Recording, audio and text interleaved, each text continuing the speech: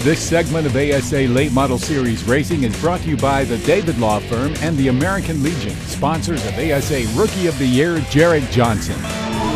Welcome back to the King's Ransom 300 here at Memphis Motorsports Park. Here's your new old leader, 38, Josh Hamner. Here's how he moved back up to the front. On lap 194, 44, Tommy Joe Martins was turned around on the track, bringing out the yellow. After the lap 200 restart, the leader 8, Eddie Hoffman, had engine trouble and surrendered the lead as he tried to get down to the inside line to get into the pits. Back in the pack, the 8 car might have put some fluid down because 64 Griffin McGrath was sideways, and CJ Tuck found him in a hurry as they collided on the front stretch. Now we are back underway on lap 235, and 33, Dylan Oliver is working Josh Hamner for the lead. They come across the line door to door, but Oliver is going to sneak ahead as they go into turn 1. Hamner stays close, but Dylan Oliver is in the lead and is moving through the pack. The 38 is working to stay within an arm's reach of the leader, but he has to worry about the 08 car of Drew Brannon that is coming on strong in third. Brannon moves to within 2 car lengths of second place Hamner. The 22-year-old Josh Hamner is riding in second and, like many, started racing go-karts at a young age where he won 15 straight races. He started racing super late models in 2005, and this year he took the checkered at the ASA Late Model Series race in Salem.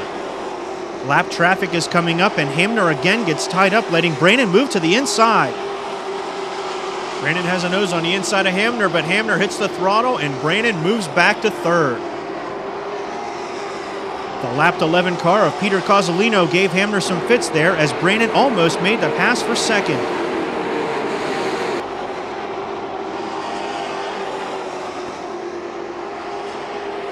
Now they come down the front stretch as the lap cars all stay to the inside.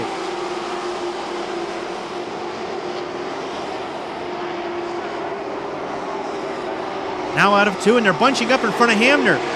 45, Nick Lay stays in the middle, and they go 3 wide into 3.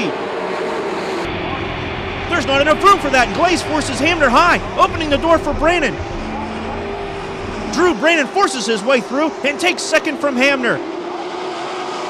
Again, the lapped cars play havoc with Hamner, and whoa, he lets Glaze know his opinion with the old chrome horn there. He better settle down or he's going to take himself out of the race. Drew Brannon is hightailing it out of there. That was the second time this race that Josh Hamner had trouble with the lapped cars. He lost the lead to Eddie Hoffman earlier in the race, and now he loses second to Brannon. If there's a bright side, the 38 is still in third, and there's plenty of race left.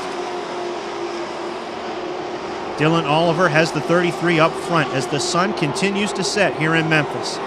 As I said before, Oliver won the ASA Late Model Series race in Iowa, so a win here in Memphis today would make it 2 in a row.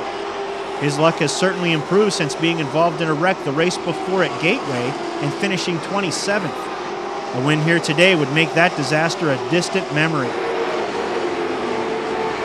And Drew Brannon is running a whale of a race in second.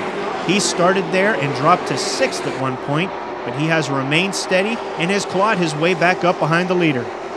He was the ASA Late Model Series South Division champ, where he won 3 races and had an average finish of just below 3. Behind him, we find a man driving with a purpose. Josh Hamner is trying desperately to get back up to the lead. Lap cars have been his nemesis thus far here at the King's Ransom 300 in Memphis.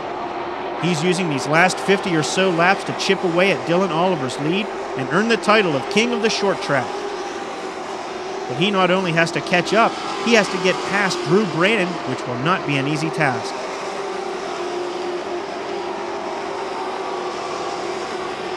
We catch up with our leader, Dylan Oliver, as he moves through turns 3 and 4.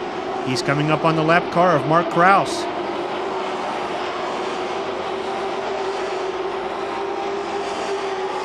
Now we catch up with our 4th place driver, Brent Downey, in the 25. Downey started on the pole, but has had some difficulty throughout the race. But here he is in the final third of the race, running in the top 5 and working his way through lap cars. Right behind him, we see the 5th place 17 car of Tanner Berryhill. Berryhill has been running a solid race thus far in the top 10 for most of the day. The rookie driver finished second in Iowa behind our current race leader, Dylan Oliver. Tommy Joe Martins in the 44 is trying to get back on the lead lap, and he forces his way under Berryhill. And right behind Martins is the reigning king of the short track, Steve Carlson. He was 2 laps down, and now he's following Martins through the field and working his way back up to the front. He lines up behind Berryhill as they go into turn 3. Carlson led the first 132 laps of this race, but had to pit to fix a tire. He lost 2 laps, but here he is back in the fight against Berryhill.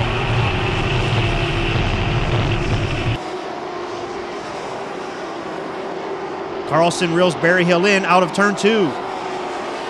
The veteran Carlson and the rookie Berryhill fly into turn 3. Back on board with Carlson, as you can see how he hugs the inside line as Berryhill drifts a little high, opening the door. Carlson and Berryhill are side by side. Carlson is back in the top 5 as they head into turn 1.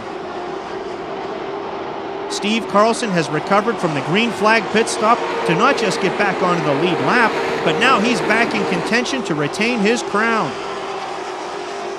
He has his crosshairs planted on the 25 car of Brent Downey in 4th. Carlson appears to be reeling him in as well. The 66 is hooked up and is sticking to the turns here in Memphis. Carlson is now within a car length of the 25.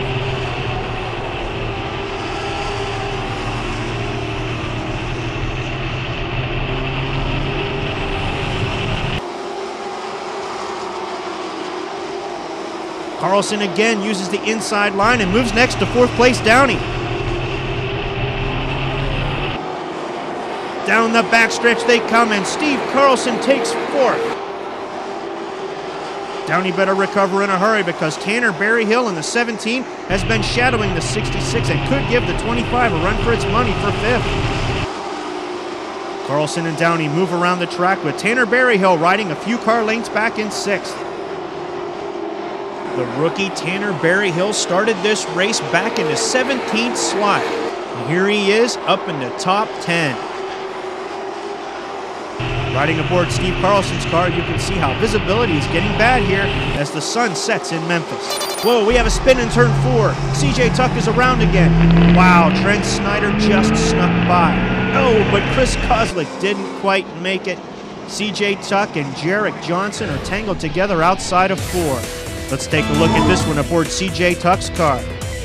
Tuck is turned around, and here comes Johnson. Snyder just sneaks by, but Kozlik isn't so lucky. I do believe that Tuck's day is over. Dylan Oliver will lead us to the green when we come back to Memphis.